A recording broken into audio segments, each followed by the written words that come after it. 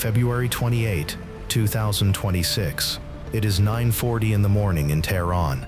Inside a huge stone compound, an 86-year-old man sits at a wooden desk. He is the most protected person in the Middle East. He has not left these walls in many months.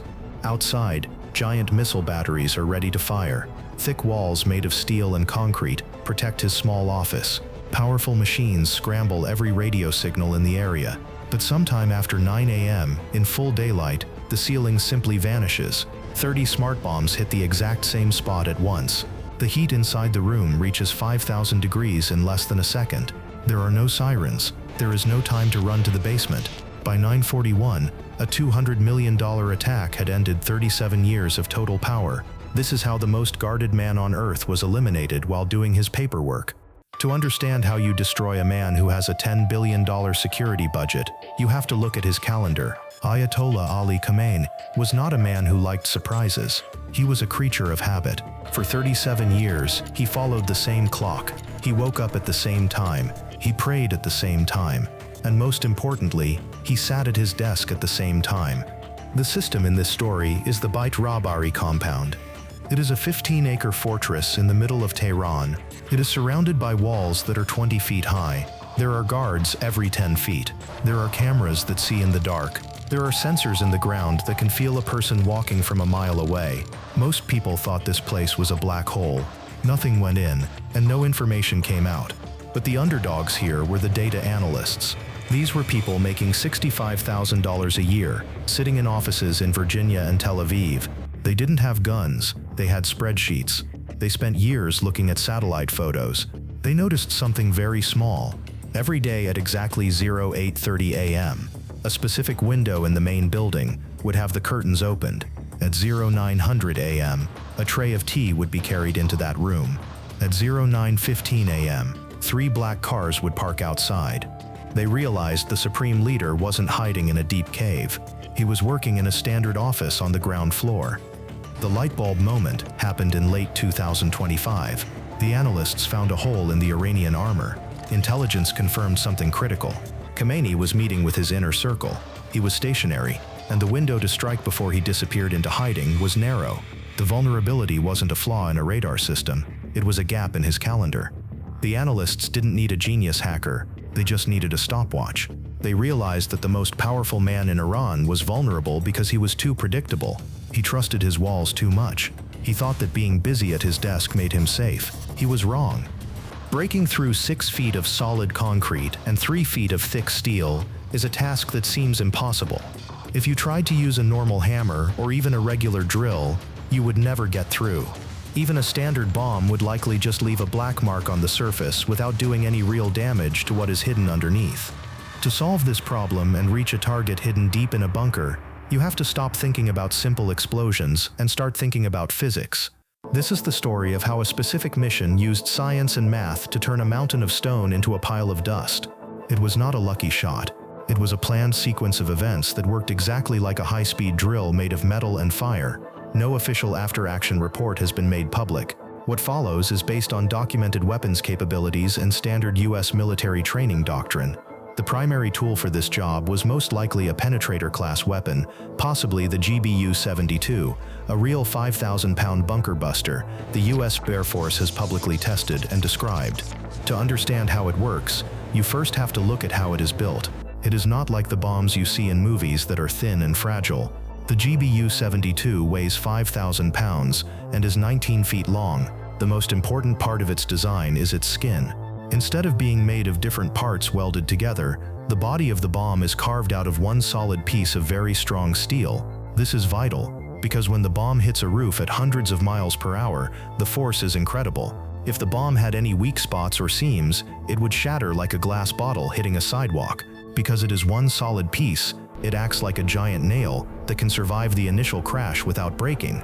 Once the bomb gets through the roof, it needs a way to know when to explode. This is where the smart fuse comes into play. A normal bomb is designed to go off the moment it touches something hard. If a normal bomb hit a bunker, it would explode on the roof, and the person inside would not even feel it. The GBU-72 is much smarter. It uses a special sensor that can feel the difference between a solid wall and an empty room. When the bomb hits the roof, The sensor registers the impact, but tells the bomb to wait. As the bomb travels through the first floor, it senses the empty space. When it hits the next ceiling, it counts that as floor 2. It keeps counting every time it passes through a new level. The team can program the bomb to wait until it reaches a specific floor, such as the 3rd basement or a hidden office. By waiting until it is inside the target room to explode, the bomb ensures that all of its energy is trapped in that small space. This makes the blast much more powerful because the walls reflect the force back toward the center. The mission did not just use one of these bombs, it used 30 of them. To understand why you need 30 bombs for one target, you have to understand a concept called overpressure. You can think of this using the example of a balloon. If you poke a balloon with one needle, it makes a small hole, and the air leaks out. But if you could hit that balloon with 30 needles from every direction at the exact same millisecond, the balloon would not just pop. It would be ripped into tiny pieces before the air even had a chance to move. In a bunker, overpressure works by pushing the air so hard and so fast that the air itself becomes like a solid wall. This pressure is so strong that it can crush a human body or collapse a room, even if the fire from the explosion does not touch it. The way these 30 bombs were dropped was also very specific. They used a star pattern to break the building down in stages. The first 5 bombs were aimed at the corners of the structure. In any building, the corners are like the bones of a skeleton. They hold all the weight. By hitting the corners first, the team effectively broke the building's bones. This made the whole structure weak and shaky. The next 10 bombs were aimed right at the middle of the roof. Since the corners were already broken, these 10 bombs easily smashed through the center and created a massive hole that led straight down into the earth. The final 15 bombs were then dropped through that same hole. Because the path was already cleared, these last bombs did not lose any energy hitting the roof. They fell straight down onto the target's desk. The math behind this is Newton's second law: force equals mass multiplied by acceleration. It sounds simple. It isn't. In this case, the mass is 5,000 pounds of hardened steel. The acceleration is 1,000 miles per hour of free fall. Multiply those two numbers together, and the resulting force doesn't just break concrete, it liquefies it. When 30 bombs hit a small area at the same time, the friction and the energy release cause the temperature to climb to 5,000 degrees.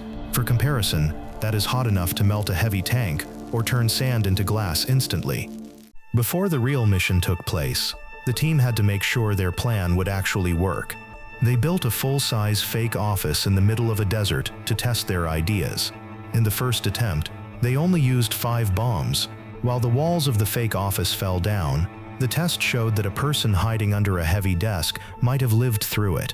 This was considered a failure because the goal was 100% success. In the second attempt, they increased the number to 20 bombs. This time, the office was completely destroyed, but they found that the basement underneath was still mostly intact.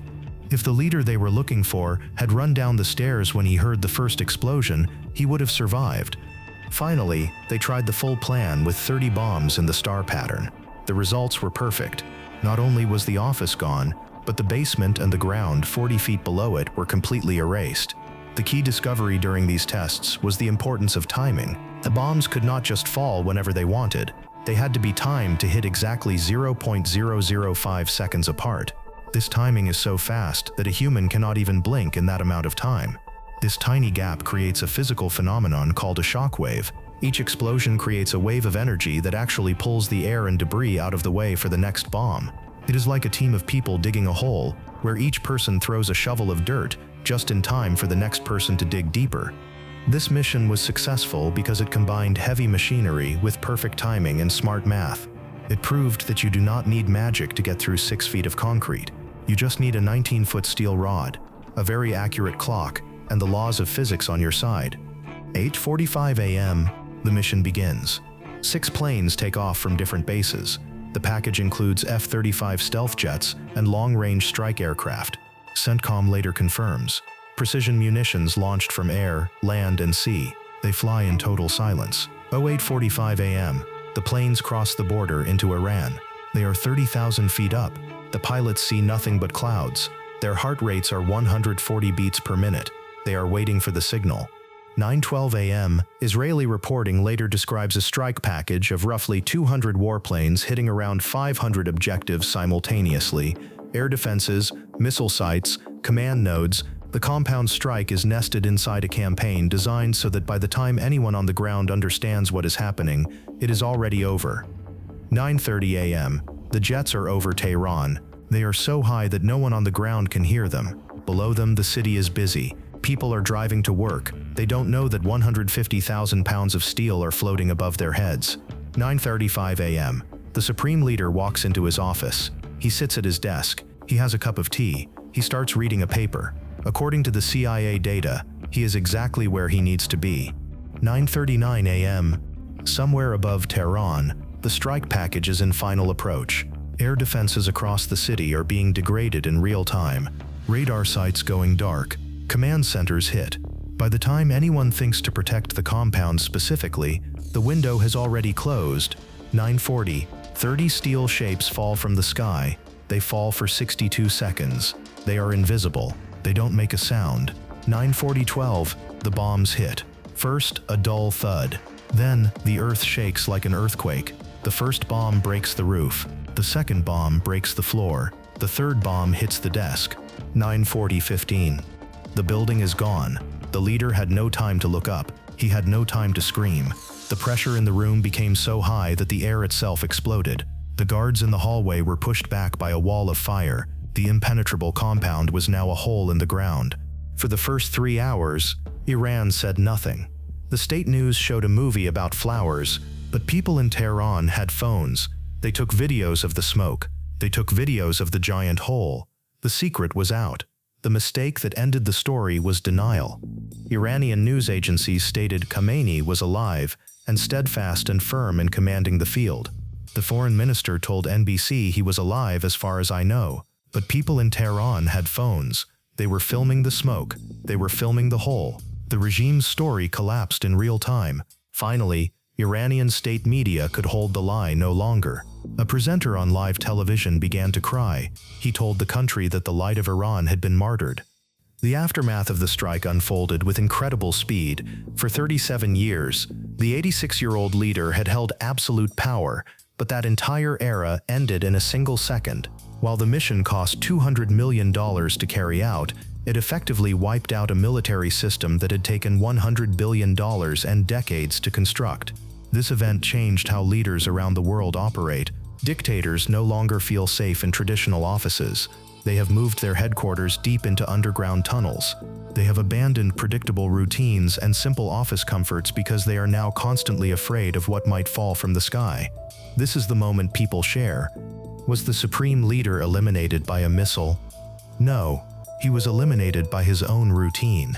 He thought that because he was the most powerful man in the country, the rules of physics didn't apply to him.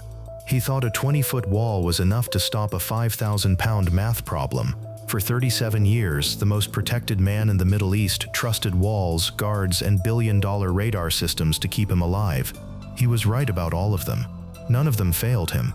What failed him was Tuesday morning, and Wednesday morning, and every morning for 37 years. The same curtains, the same tea tray, the same 3 black cars. The analysts didn't need a missile. They needed a calendar. To this day, the spot where his desk sat is a flat piece of concrete. No memorial, no marker, just a 40-foot hole where certainty used to live. You cannot protect a man from his own habits. And you cannot build a wall high enough to stop someone who has already memorized which side the sun hits it from. The calendar didn't lie. His schedule did. Routine was just the door.